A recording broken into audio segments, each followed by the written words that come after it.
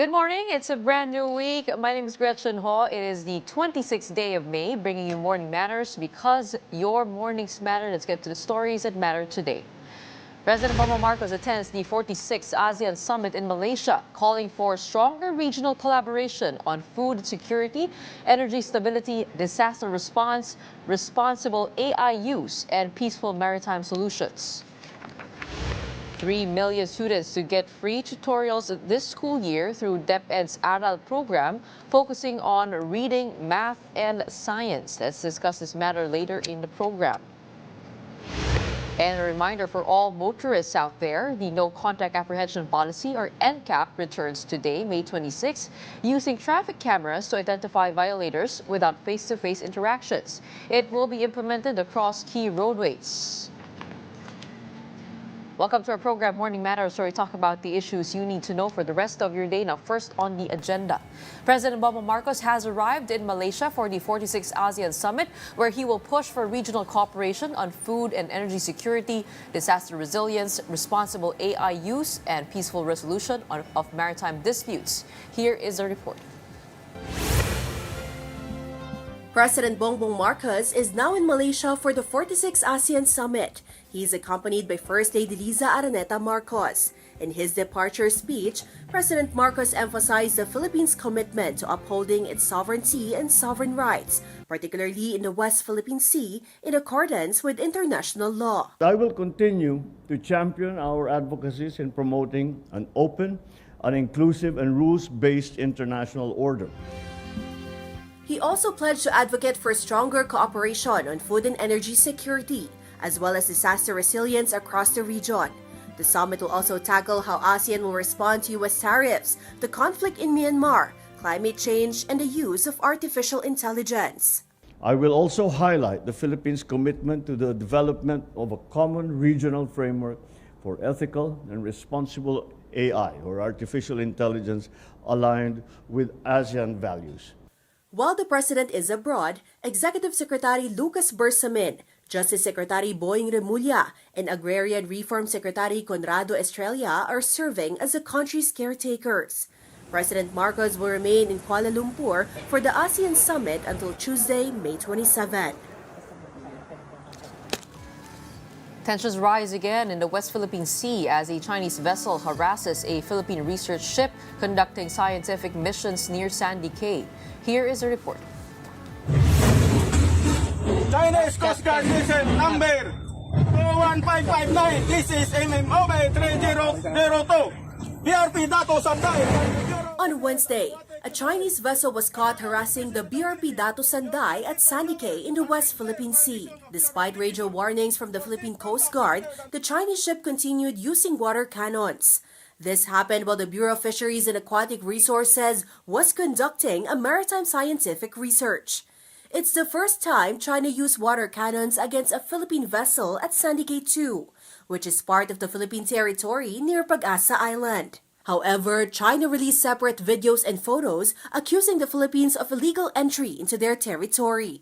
The Chinese Coast Guard insisted that the Philippines should stop illegal activities, saying they will continue to guard their sovereignty. In response, the BFAR said, Kitang-kita natin kung sino ang responsable rito, sino ang nagsasagawa ng hindi sibilisadong aksyon ayon sa panuntunan ng international law. Sila yung walang karapatan na magsagawa ng mga gawain nila at lalo pa na gumawa ng aksyon na maaring makapagdulot ng banta sa buhay ng mga tauhan natin.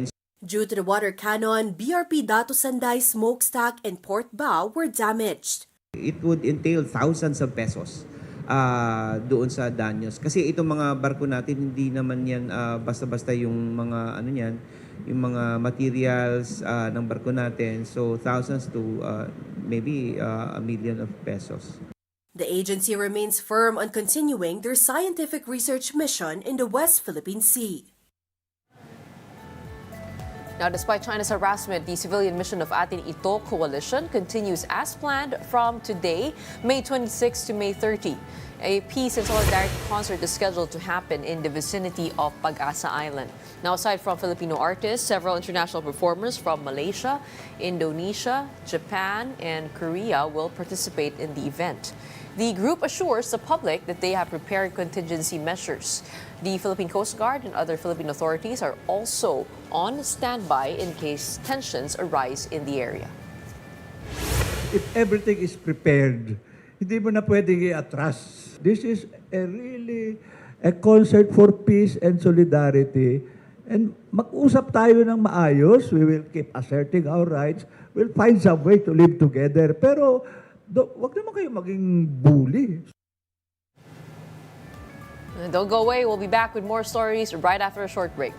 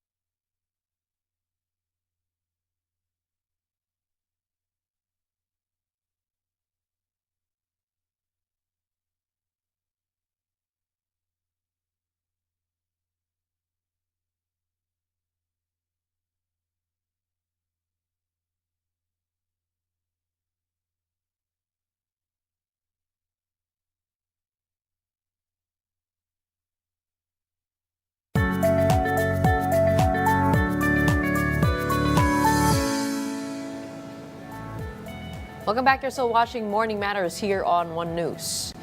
For all those plying the roads today, the No Contact Apprehension Policy, or NCAP, will be enforced again starting today. That's May 26.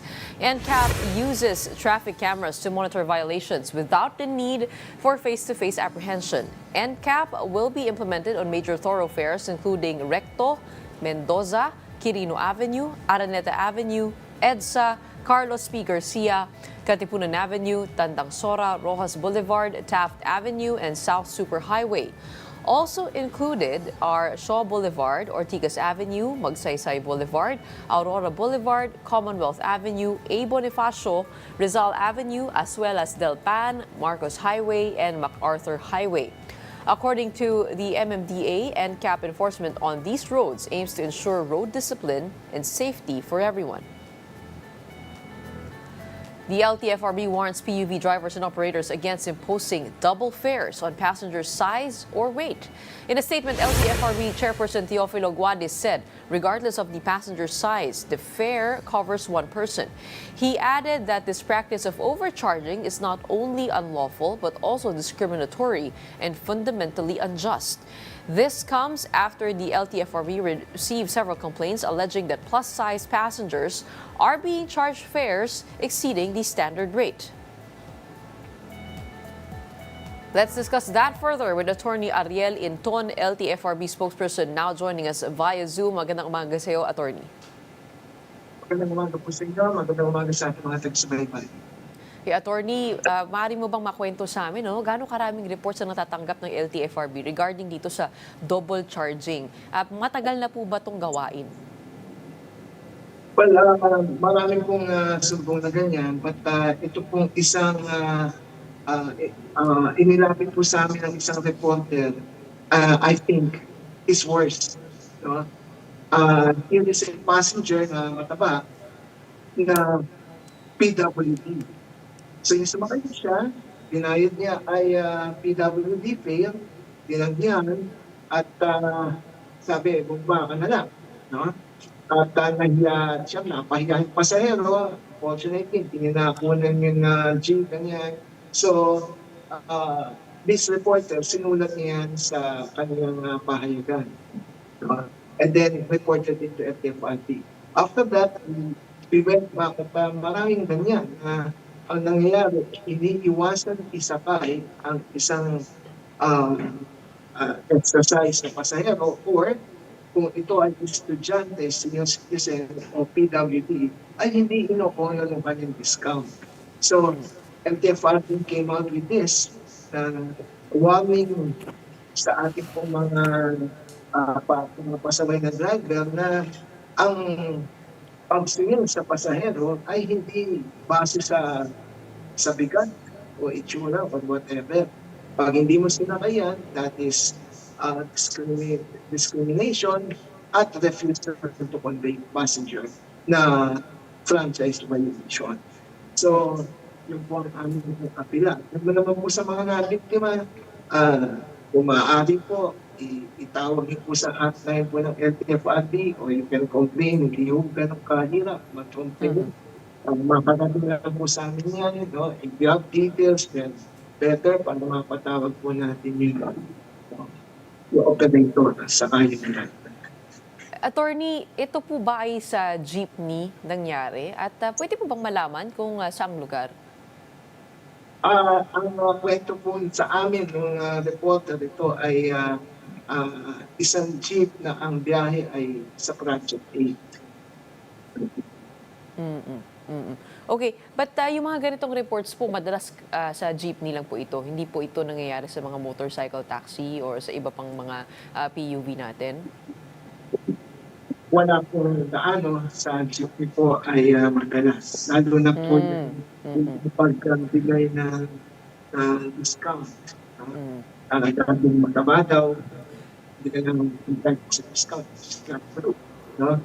The discount of a student, of a PWD and the senior citizen is not based on your size. It is based yun sa pagiging PWD mo, pagiging estudyante, o pagiging senior citizen. Okay, we understand that this is discriminatory in nature, but when it comes to our law, which regulation or provision is the LTFRB invoking exactly? Kaya may walang discipline po tayo dyan na if you refuse a passenger without just cause. Mga po, sa mga example to, that's a refusal to convey passenger.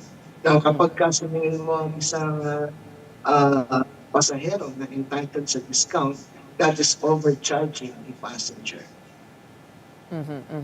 Okay, tapos kung ito po ay ginawa sa isang pasahero, ano po ang maaari niyang gawin? Pwede po mag-complain sa LTFRB. Basta malaman po namin any way na malaman po ng LTFRB dyan at kung may plate number o detalye, mas mabuti po para mapatawag po namin. Ang LTFRB po kasi is a quasi-judicial body. No?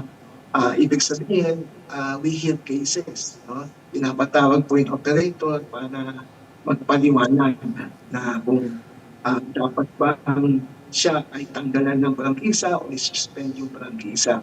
So, that's the role of LTFRB. Kaya importante po yung complaint. Kung sakaling naman na makita naman po namin sa FB o sa social media at may detalye doon, no, sa exercising multi-proprio powers, ay pinapatawag naman po ng LTFRB. Okay. Attorney, alam po natin nagbago po ang ating Transportation Secretary and he has expressed communication, a more open communication with the jeepney operators when it comes to implementing the modernization of their jeepneys. What is the progress on that?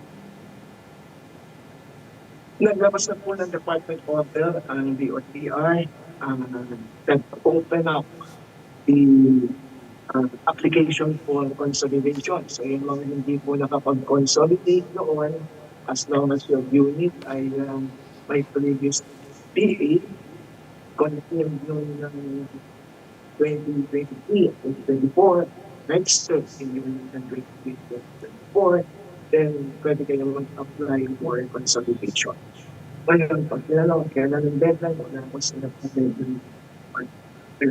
Now, LTFRB will come out with guidelines tungkol dito. But importante po is that the application for consolidation and open up. So nandun pa rin po tayo sa proseso ng consolidation. Wala pa po dun sa yung deadline, no? Nung pagkuha ng bagong unit. Oo. So nakasuspend po yun, tama po ba? For now?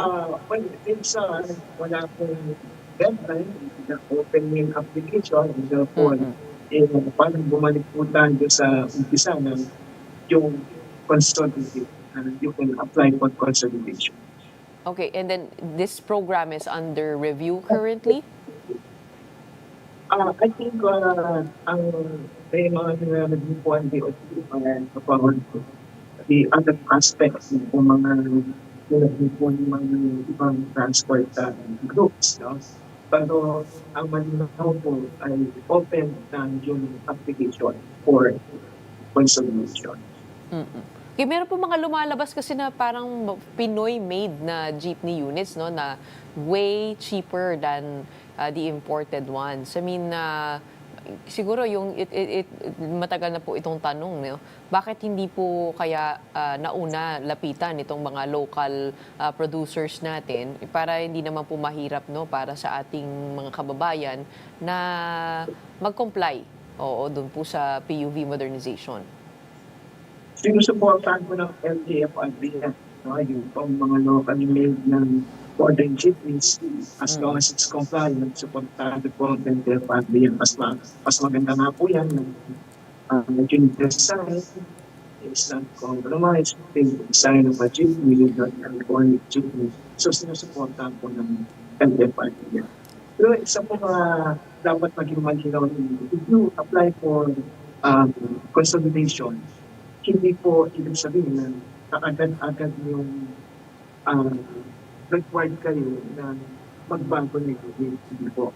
When you apply for the consolidation, you can still use your traditional jeepney or traditional unit, as long as compliant naman po yan. Kahit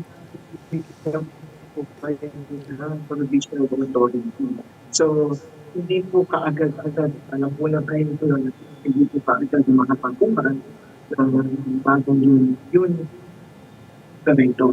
Ang importante is that his intent to consolidate yung manifested on file. Okay. Yung traditional jeepney po natin, madalas ano po yung lifespan nun? And also, kasi yung may nakikita pa ako sa daan na parang medyo smoke belching, talagang ang lakas ng buga ng usok, ano?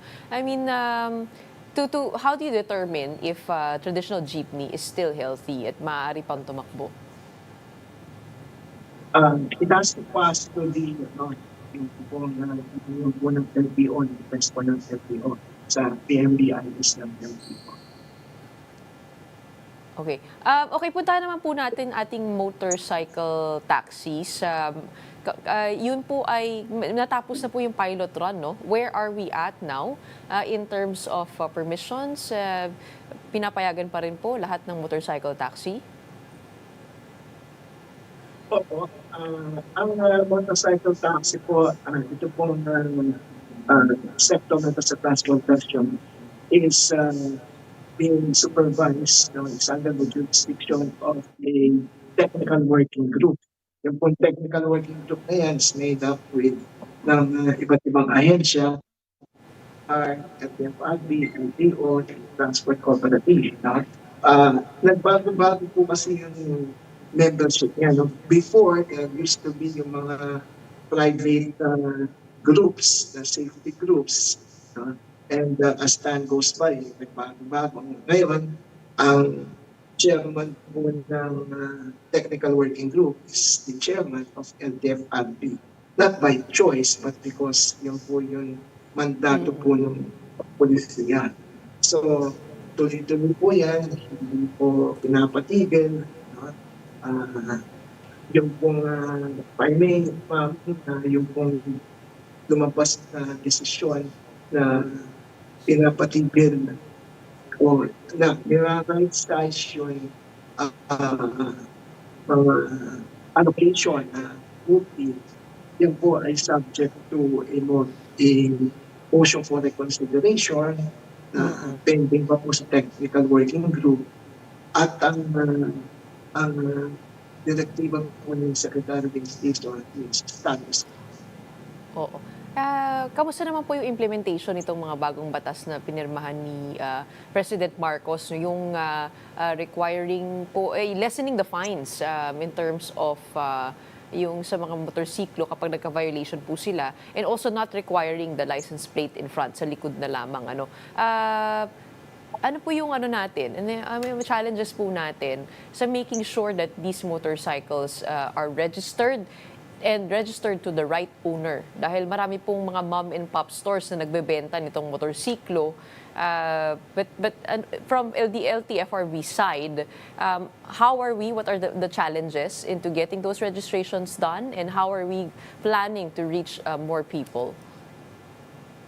Well, I think the LTO as a random, kasi ang LTO po ang in charge sa registration ng motor vehicles.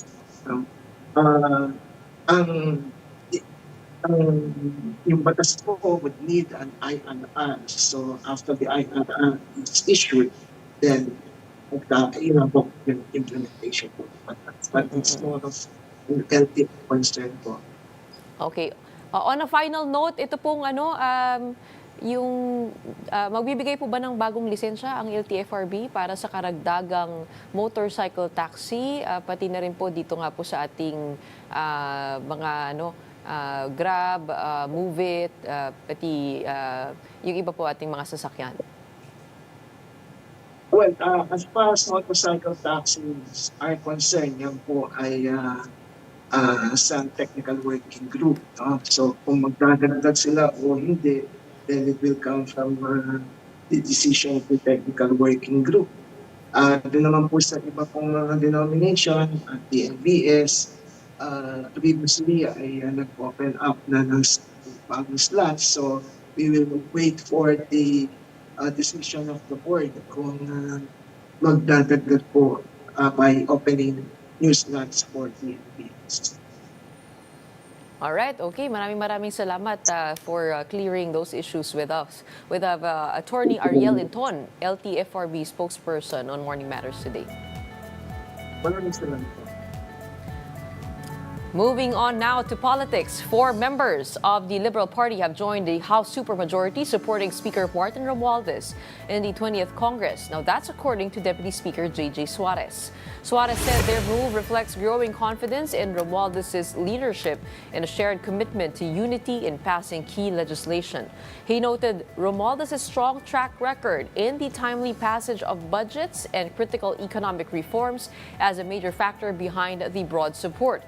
The bloc also includes Lakas CMD, Nationalista Party, National Unity Party, Nationalist People's Coalition, Partido Federal ng Pilipinas, and the Partyless Coalition Foundation Incorporated. Meanwhile, some members of the Duterte family who won in Bilang Pilipino 2025 have assumed leadership. Davao City 1st District Representative Pulong Duterte took his oath of office for his 3rd term in Congress. Also sworn into office were Pulong's sons, 2nd District Representative Omar Duterte and Councilor Rigo Duterte. The oath-taking ceremony was attended by several Duterte family members. Meanwhile, Rodrigo Duterte's ICC lawyer Nicholas Kaufman declined to comment on the slated oath-taking of his client. He said the issue is being handled by Duterte's Filipino lawyers. Recall that Duterte, who recently won as mayor of Davao City, has been detained for alleged crimes against humanity. Stay tuned. Morning Matters will be back right after a short break.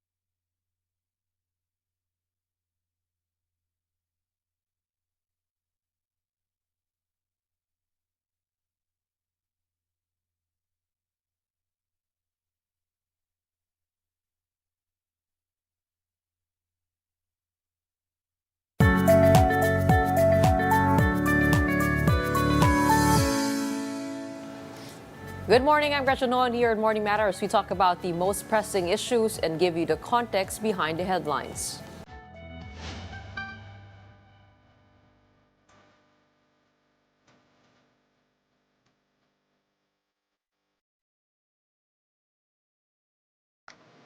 At least 3 million students struggling with basic literacy and numeracy will receive free tutorial sessions starting the school year, the Department of Education has announced. The initiative falls under the Academic Recovery and Accessible Learning or ARAL program, which covers reading and math for grades 1 to 10 and science for grades 3 to 10. Tutorial sessions will be held outside regular school hours, 1 hour on the weekdays and 2 on the weekends. DepEd also plans to hire additional tutors, including licensed applicants, pre-service educators, and private school teachers. Parents of selected students will be briefed on the program, which will be extended to private school learners under the government's voucher system. Now, to get insights on this, we have on the show Professor Eleanor Banami Hesari of the UST College of Education weighing in. Welcome to Morning Matters. I believe you're on mute, ma'am. Good morning. Thanks for having me. Ay, there you go. Masyado po yata kayo nababad na sa Zoom, kaya nakakalimutan na. The joke. Just kidding. All right. The base or the facts we're working with here, let's establish that first. According to the latest data from the PSA, their FLEMS survey, we have 18 million Filipinos considered functionally literate. And with this tutorial program of the DepEd, is that an effective solution? What do you think of this free tutorial session, 1 hour on the weekdays, 2 on the weekends? I think based on the program, but at the same time, we also have to consider where the students are at. So I think initial assessments, I think, are going to be done as well. But I'm also thinking in terms of who are going to be the tutors. They need to be trained as well. I understand that it was mentioned that pre-service teachers and other licensed educators, but there has to be a structured program. So for example, if they're doing tutorials for reading, for example, there should be a structured and consistent program that DepEd should be following. And in order to be able to use that program to tutor, these tutors need to be trained for that particular program. So there's a lot to be considered. If they're considering starting this program as soon as school starts in June, it would be a little bit tricky because you still need to really train your tutor. It's not as easy as they teach the kids how to read. It's not as simple as that. And the burden, of course, will fall on the shoulders of our educators to give those extra hours. I mean, would you know from your end if there is extra compensation or for the teachers who will be participating here? I wouldn't know exactly if DepEd would consider that, but if you think about, because they mentioned about pre-service teachers. So pre-service teachers are those student teachers, basically, from different universities and colleges who are doing their internship in the public schools. And usually, they're not given monetary compensation for that because they have to allot a certain number of hours. It's part of their, basically their grade. It's part of the requirements that they have to fulfill to finish the program. So in terms of monetary compensation, I don't think it would be sound to give that to preschool teachers. But for other teachers who are going to be doing the program, I'm not very sure in terms of what kind of compensation that they would be given. Okay. And as we speak, teacher trainings are being held, I think, this whole week before the implementation of this tutorial program, which will pilot first in several schools. But when it comes to the initial assessment that you're talking about, that's going to be a little bit complicated, right? Because hindi pare-pareho yung comprehension ng lahat, no, yung levels of understanding. So paano yun? How do you envision this tutorial program to go? Well, initially, what should happen is there should be an assessment during the first maybe 2 weeks, maybe the month of school. They're probably going to be using the Phil Erie or another reading assessment that is being used in the public schools. And then from there, they have to determine what reading levels the students are at for them to determine where to place the students in terms of what level program. So because as you said, their levels vary. So even if you're in, let's say, fifth grade and your reading level is maybe for like kindergarten or first grade, then the approach in the program that's going to be provided should basically align to where the reading level of the student is at. So it's really going to be complicated because you first have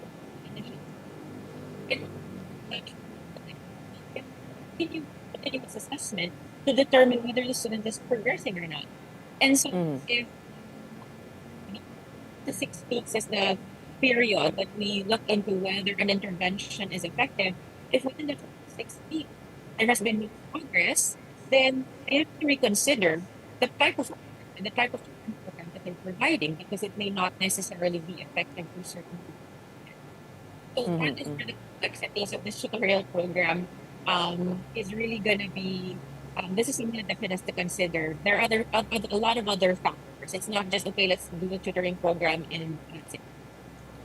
Oo, bago yun, no? Kailangan muna, kumbaga, probably this pilot run will tell us a lot, no, about what foundational aspects should be there first. But that's one part of the solution. Another part of the solution, I believe, would be to decongest the senior high school program, the DepEd program. What do you think about the bringing down the core subjects from 15 to 5 for the senior high school program?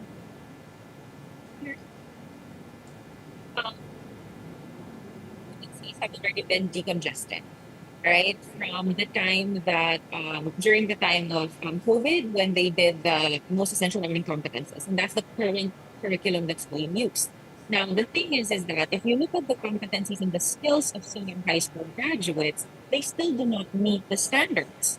And so I understand that decongesting may work to some extent because it will lessen the burden on the students. But if you look at the competency skills that they should be having, once graduate, that is where the huge of what they need to achieve is missing.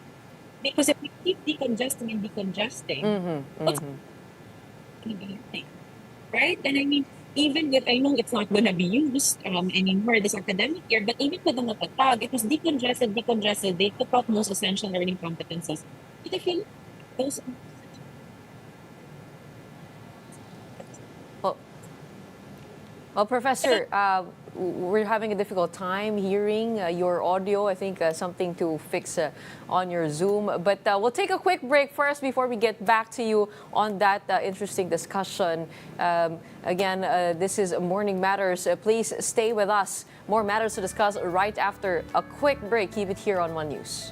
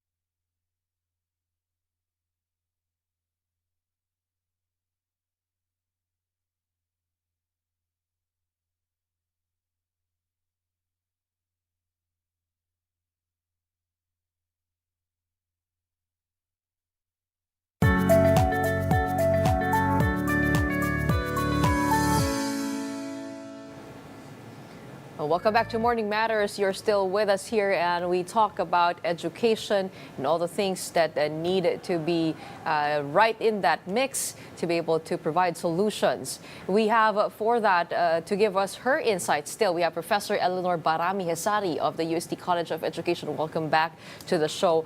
We were talking about the decongestion of the curriculum from 15 subjects down to five core subjects, which is science, math, communication, life skills, and social sciences. Your thoughts on those five? I was mentioning earlier, it's quite tricky if we keep decongesting without even considering what are the key competencies that our students really need. And one tricky part here is that instead of as we keep decongesting the subjects, we're losing track of what the students really have to acquire in terms of competencies and skills.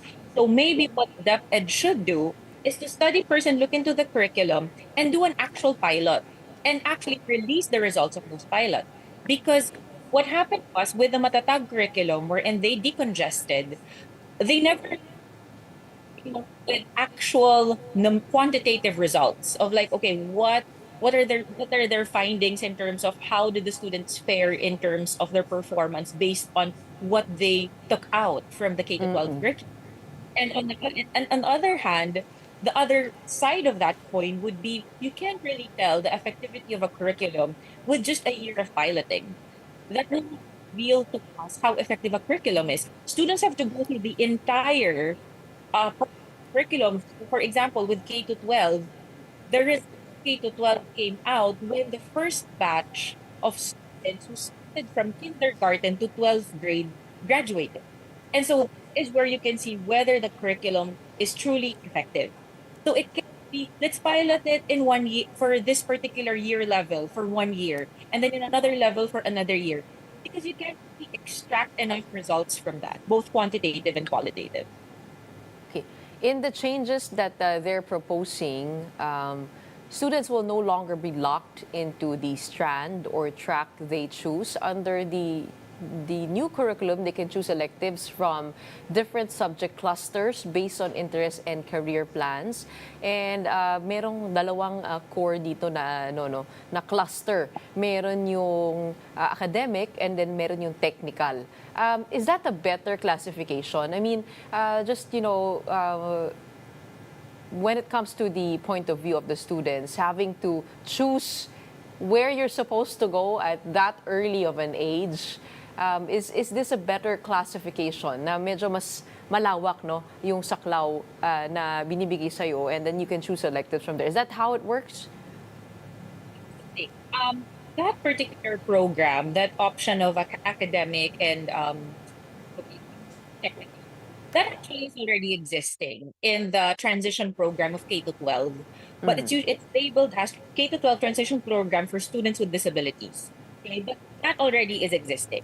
So I think what this current curriculum is doing, they're trying to adapt that concept. Now, that is okay in terms of adapting that idea. But then again, we have to ensure that our students have proper career counseling, advising in terms of if you're going to choose the academic track, this is where you're going to go. If you're choosing the technical, this is where you're going to go. Now, in terms of electives, so the thing, an elective, it's an optional course, it's an optional subject that you have to take based on your preference. Now, we have to retain still the core subjects and the core courses that they need to complete for K-12. It's not an end or. You know what I mean? And so retain the actual core curriculum of K to 12 with whatever number of subjects they have to take to complete the program. And then they can choose as an elective whether they're going to go technical or they're going to go academic, because at the end of the 2 years, you never know how their minds will change. You know, maybe maybe I want to go to college, or maybe some are going to be like, maybe I want to start working. So things can change. So it has to be clear that they should have the core subjects, requirements before providing them that option of an elective. So I think that needs to be clear. So retain the basic subjects that are needed to strengthen the educational foundation, but have a few subjects here and there where they can be open to or be exposed to the different tracks. But how about the immersion hours? How does that play into the whole curriculum? Gaano karaming oras? Ano ba yan? Weekends ba yan usually? Or do they really stop from going to school and then they do OJTs in different work setups? So typically for on-the-job training program, so for example, they're taking their electives for their technical or academic strand, whichever they choose. What's gonna happen is there should be in a specific subject or in a two subjects, there should be hours devoted for out off campus or out of campus immersion or training. So the hours they need to render in terms of on the job training is actually connected to a subject that they're taking. So it's not separate from what they're studying. It's actually part of a subject that they're taking under either the technical, vocational, or the academic strand. So it's always connected to a subject. Hindi siya The main question here is, are we closer to achieving the goal of this K to 12 curriculum where we want graduates to be employable? I mean, these pushes, I mean, it is a complicated problem starting from early education up until senior high school. But are we going towards the right direction? And what else do we need? That's a very tough question to answer, honestly. I'm trying to think. Um, honestly, like I think it's just heads at the moment. I think we just really have to. I think that's the best way. Like, I mean, in education, that's how we do it. It's like, let's see what works, you know. But at the same time, wait, this also has to be backed up with research. I'm not sure in terms of research how extensive the research on this has been done. One of the things that I want to say is that we should not replicate programs from other countries. And I think that is what I'm seeing that's happening a lot in the Philippine education system is that we keep replicating, we keep copying programs from other countries without contextualizing what is the current issue and what is the current status of our education system. That is where the big problem lies. And that has been happening for the longest time. And so I think rather than focusing on what are other countries doing, why are they so successful, that's not our problem, right? That's not our problem. Our problem that we need to focus on is what are the issues that are underlying our educational system.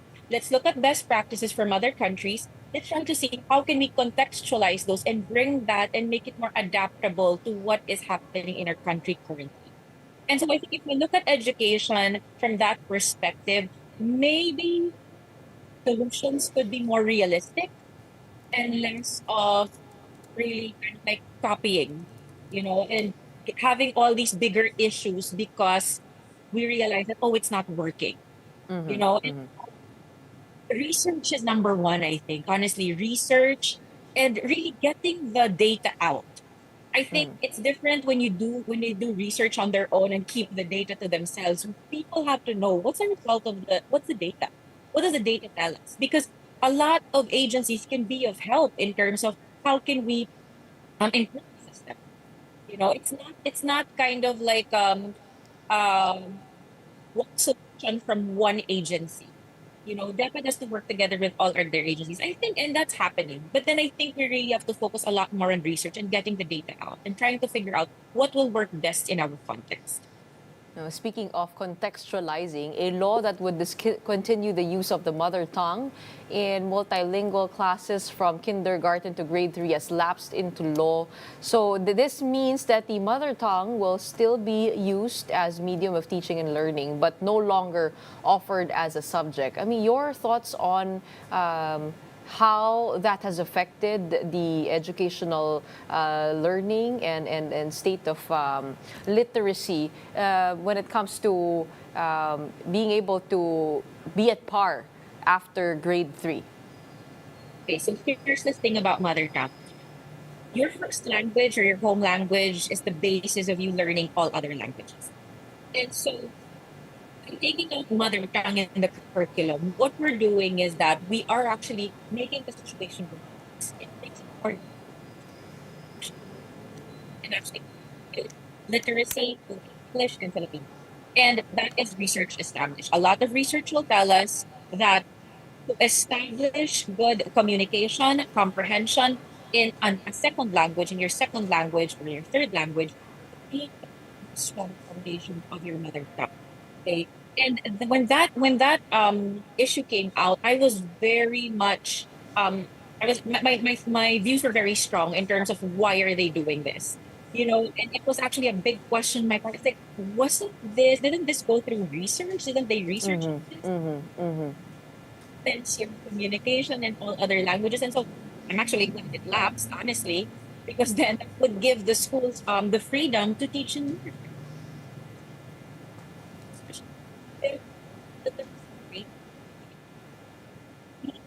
communicate and comprehend in their first language first before they can communicate and comprehend in English or in Filipino.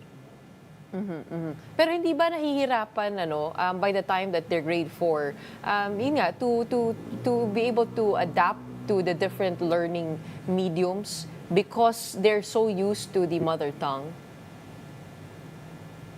Certainly. Because what happens is by the time they reach third grade, everything else is taught in English, like your math, your science is taught in English.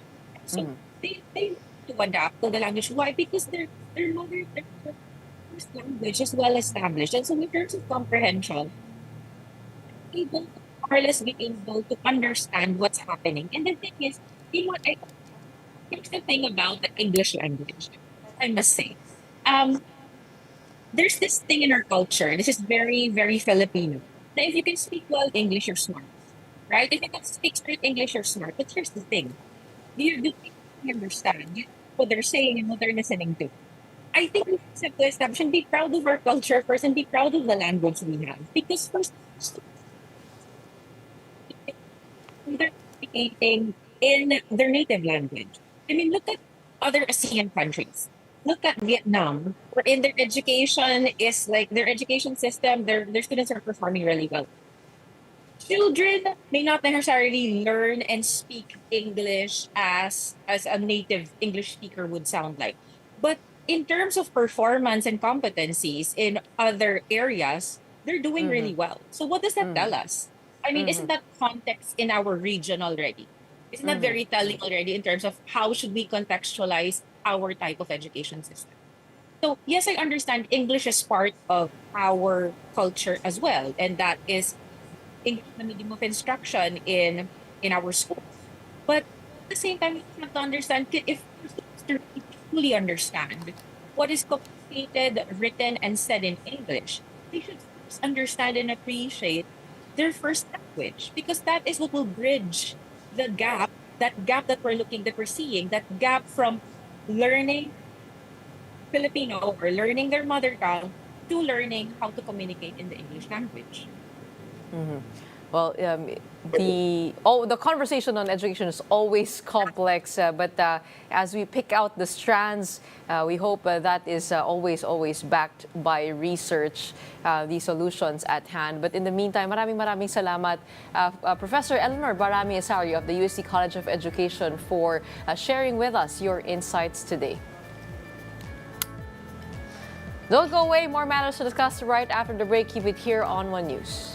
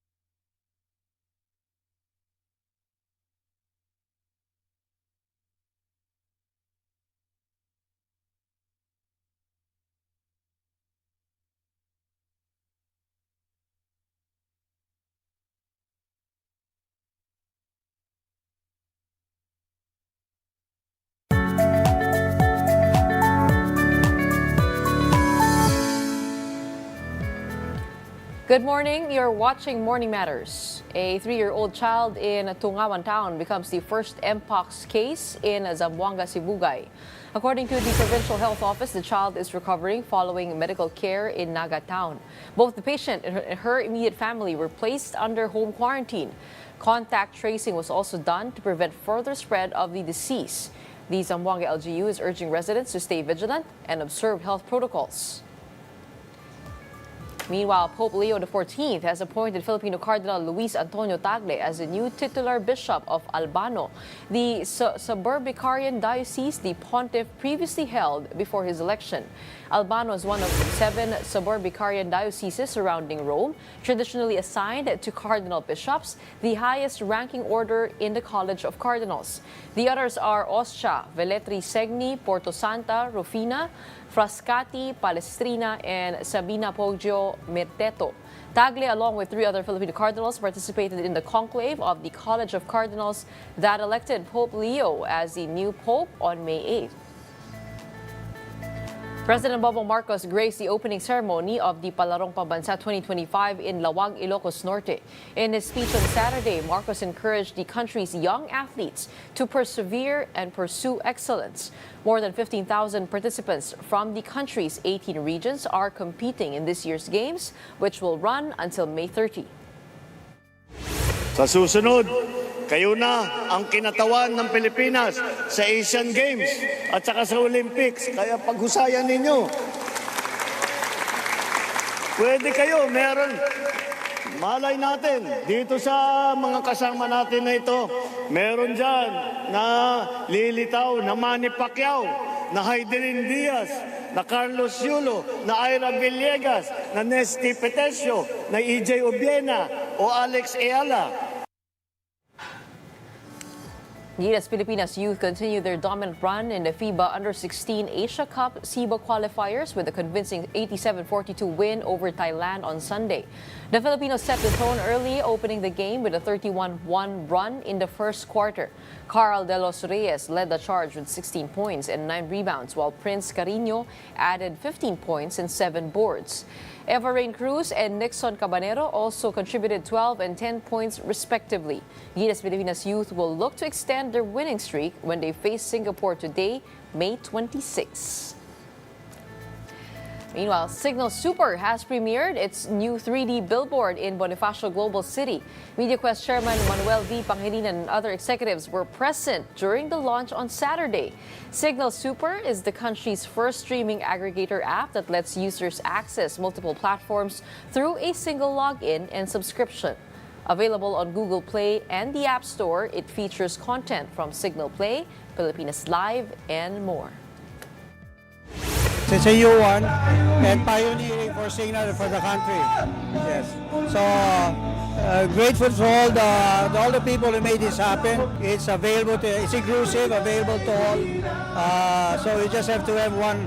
This super app will just aggregate all of the content. All you need is one. It's the first and only OTT streaming aggregator app in the country. And we're really bringing it to the Filipino people so that they can all enjoy all the content. In life and in love, all you need is one. Go ahead and download that app and subscribe now to Signal Super. And that wraps up today's episode of Morning Matters. We hope we've given you the right start to your morning and your week. Let's go ahead and make the day matter. My name is Gretchen Hall. We are One News, all sides, all the time.